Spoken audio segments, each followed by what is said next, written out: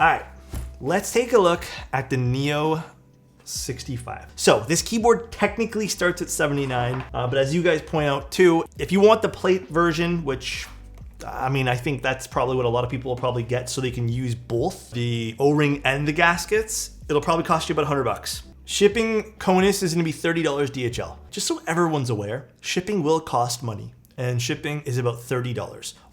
About 1/3 of the price of the keyboard, at least near its base stock config. It's by DHL. I think DHL's amazing, just so everyone's aware. Now the keyboard does come with a lot. It says it'll come with a carrying case, which right here, hex screwdriver, which I didn't get, Phillips screwdriver, which I didn't get, keycap and switch puller, which I didn't get here, so I can't show you guys. This is a review unit, and a set of PCB clip-in Neo stabs. Not sure what that is. That is the more valuable thing, in my opinion, inside the free gifts. All right, Neo65, the case comes with a little handle, pretty standard case. Kind of reminds me a little bit of the Envoy case. Really reminiscent of like the Envoy case. There's been other keyboard cases that I've seen recently that come with these pockets, and I really like this. So if we can keep this going with these pockets for keyboard cases, really like this. All right, we have some plate foam. This is the Bluetooth USB, and then we have a hot swap PCB here. It does look like they went the route of giving no flex cuts, which I appreciate. I don't know if there's actually a version without flex cuts. It didn't say, it just said there's 3 different types of PCBs like I saw. We have 2 plates here. We have an aluminum and an FR4. Unsure what I want to use today, probably aluminum. Cool that they gave me 2 choices for today's stream. We have our gaskets and feet. The feet on this keyboard here actually look pretty intuitive. So if anything, this kind of seems like the coolest thing today. And we have O-ring. Actually, so no, sorry, the gaskets are here. My bad.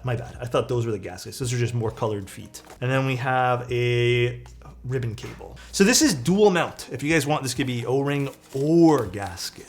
It seems cool and it seems like a good price. It starts at 79.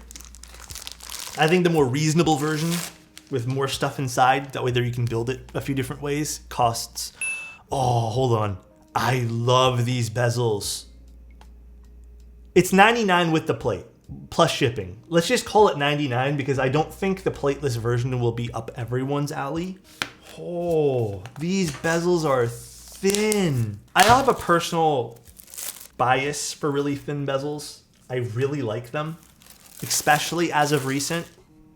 Wow. Okay, look at that thin bezel. Holy smokes. Just because I already know this is probably going to come up a bit, I did already take a look at this versus the Envoy privately, because I know that I think there was another reviewer or two asking about the similar, or kind of saying it looks similar. I do agree. I think there is some similarities. It's not quite the same though.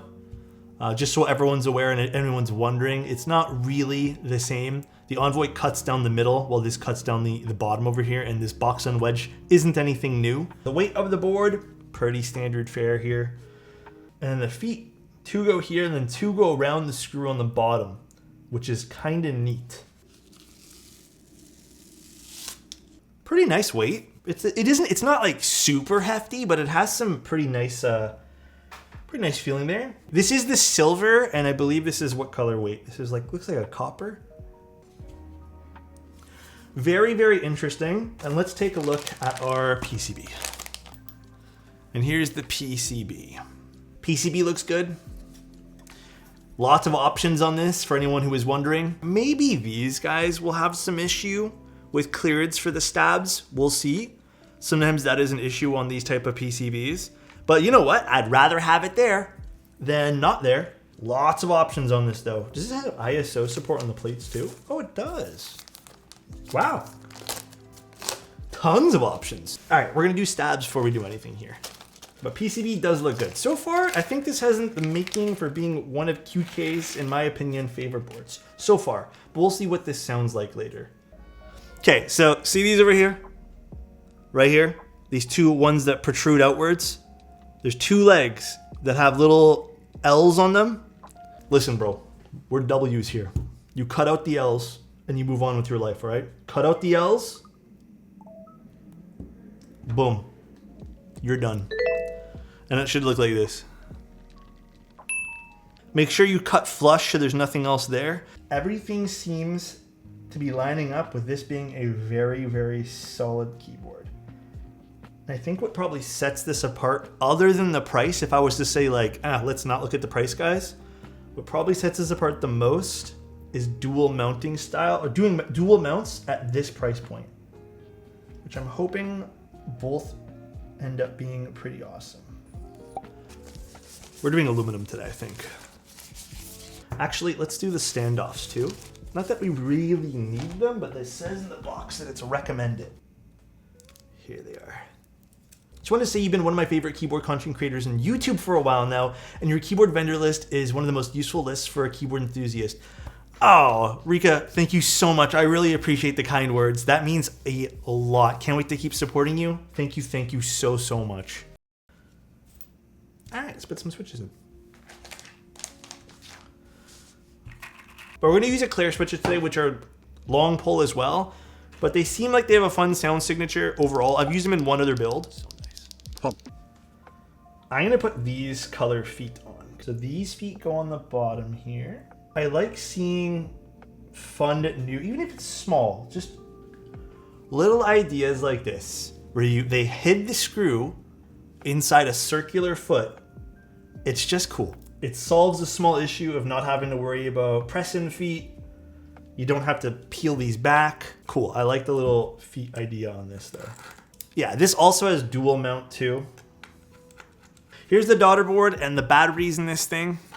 I do like, and I want to comment on this, I'm gonna give them credit here. Yes, it's using a ribbon cable, whatever. But I like the fact that they decided to put the batteries on the bottom of the case, as well as the battery JSTs, like the little connector portion, doesn't have to go inside the actual PCB, which just seems a lot easier on paper than having to plug in 4 different things, then put it down later. So, and it kind of feeds this into like the whole idea of it being kind of like a pseudo weight. So I appreciate this. This is kind of neat. I'm gonna start off with the O-ring, and then we can go into the gaskets later if you guys are chill with that. We're gonna put this in first here. All right, lock that into place. And then what they did here was they positioned the case like this. And then they slide in the daughter board cable through its hole there, just to show you guys. Don't worry about the battery falling out. And then they, oh, I need to put the O-ring on. Whoops. Let's put the O-ring on first. So I believe this is also a 50A O-ring, which should be pretty nice. Okay, you know what? I'll give it to Owl Labs here, or QK rather. Qwertykeys. This was pretty simple to do, and it just fits absolutely perfect into the bottom here. Installation, not too bad for being a ribbon cable, which normally I kind of, not detest, but I usually don't prefer. Wish there was a way to restrain those batteries so they don't flop around. Yeah, I think that's probably, if I had to give some criticism to this, perhaps the batteries kind of flip-flopping around without a proper way to kind of strap them down might be a little bit of an issue for sure. Oh yeah, I got a cable. I guess they did send me an extra thing over here. Oh, I did get the cable and the switch puller and the screwdrivers. Forgot about this little bag. Anyways, you guys wanted to see, it looks like this.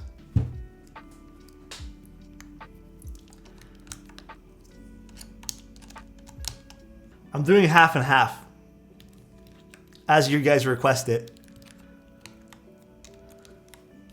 I'm literally gonna do half Voyager, or half, is it Voyager Voyager? And then half Grand Prix. This is the half-half vote. All right, so this is the O-ring mount first. Give you guys a little sneak peek of what this looks like from the side profile. It's a pretty classy looking board. I like it. Quality of the ano, or I guess, yeah, I don't know if this is clear coated or not. Ano is great. The weight looks pretty pristine too. I'm not sure what this means, this little logo over here. That's how the side profile is clean. I think what really sells me on this board, honestly, is, man, these really thin bezels, really nice. Use your palm to cover the other half to get vibes for both colors. Oh, yeah, I could do this. Here, look. Here's how it would look with blue. Pretty cool. And here's how it would look with Grand Prix. Wait, this is a sick idea. Why have I never done this before, dude? All right, now let's see what this sounds like. I feel like we made this a lot better just by reseating the O-ring a little bit. It could have been pushing up on a stab incorrectly. Let's see what this sounds like. This is eclair switches, and then we have a cream soda on the spacebar. GMK keycaps, both half Voyage, half Grand Prix, aluminum plate O-ring build, and then we'll try the gaskets right after this.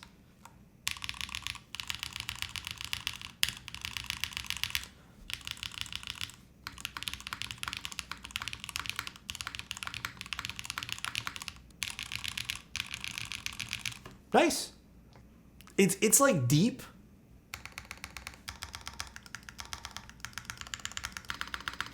I think maybe what people might, it doesn't sound thin. And I think this is where the gaskets might help it out. It sounds a little bit, and I don't mean this in a negative way, just so everyone understands.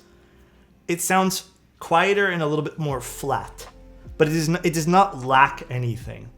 And what I mean by flat, I don't think there's a lot of like highs and lows. I don't think this is bad. I think it's a little bit more crunched on the sound curve, so you don't have to hear like many waves. Try without the batteries. Ooh, that would be interesting, actually. Maybe we could try without the batteries. Here, we'll try without the batteries right now. Do you think this is much of a difference?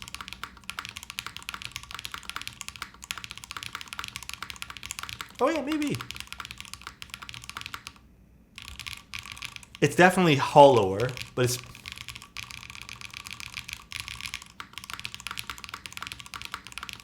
Oddly enough, I kind of don't mind that. I feel like it has some character.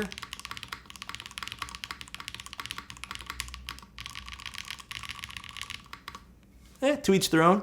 Just another aspect that you can customize, which you guys know I'm all for. Now, we are using long pole switches for this too. I assume if you wouldn't use a long pole, it might be a bit quieter. And this is kind of where I'm hoping the gasket mount now really comes into play and can give us something a bit more high pitch. To me, that is way better.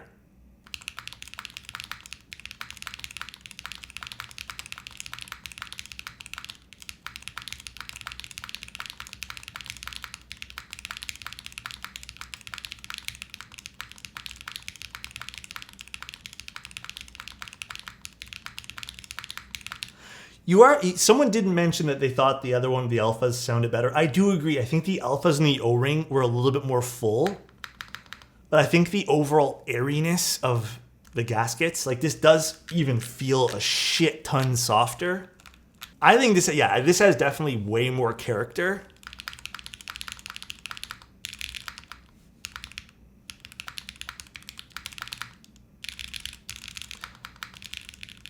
Yeah, I really like this compared to it. I think this smokes the QK60 in my opinion. Like, again, sound profile wise, you might like the look of the QK60, which I think is the look of it's really pretty. Softness, if you were into a softer typing experience, this is the better, in my opinion, just so everyone's aware, this is the better way to go about creating soft typing experiences without the need to chop up the PCB. And I gotta hand it to QK here. It's a nice, soft typing experience.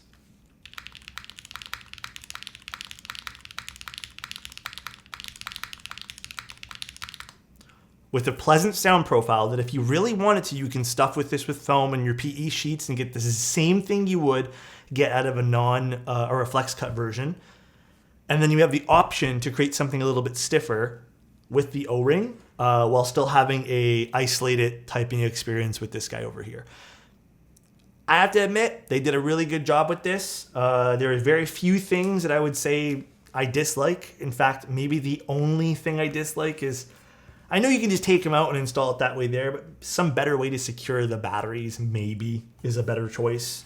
Other than that, nothing. They have a really cool idea with just keeping the foot area hollow. I like the thin side bezels here. Here. No batteries with gaskets. It doesn't sound actually very thin at all. Like, it doesn't sound have that same hollowness as the other one did.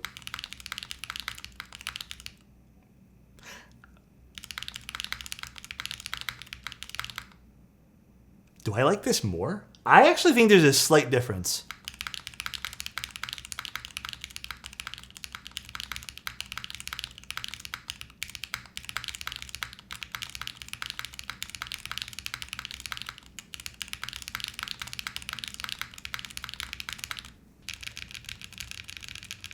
Yeah, what Cyrus said, because of the O-ring, better sealing, the echo has more of an obvious effect. Okay, I would like some time to play around with that. It's not that these didn't sound good with the batteries, but I kind of like it a little bit more without the batteries. I'll still end up putting the batteries back in because I would like to use the Bluetooth of this. That's pretty nice. I gotta give it to this QK, man. They really did make a pretty good little value keyboard over here. There's been some really good stuff coming out, and you know what? I'm gonna say this. I'm gonna say that like these are some companies listening to what seems like they're listening to some consumer feedback of what people want, which is some options, good value. So hats off to QK here. This sounds phenomenal. That's pretty much the stream. I hope if anyone was struggling with if they wanted this board or wanted some more insight or just another person building it, I hope this answers some questions. Genuinely, for the price point of $99, I don't think you can go wrong with this. There's not like, this is pretty solid for 99 bucks plus $30 for shipping. I'm gonna mention that just because I know someone on YouTube is gonna like tear my throat out if I don't mention that. Not bad at all. I think this is a banger of a board. Thank you guys for tuning in. Love you guys, and bye-bye.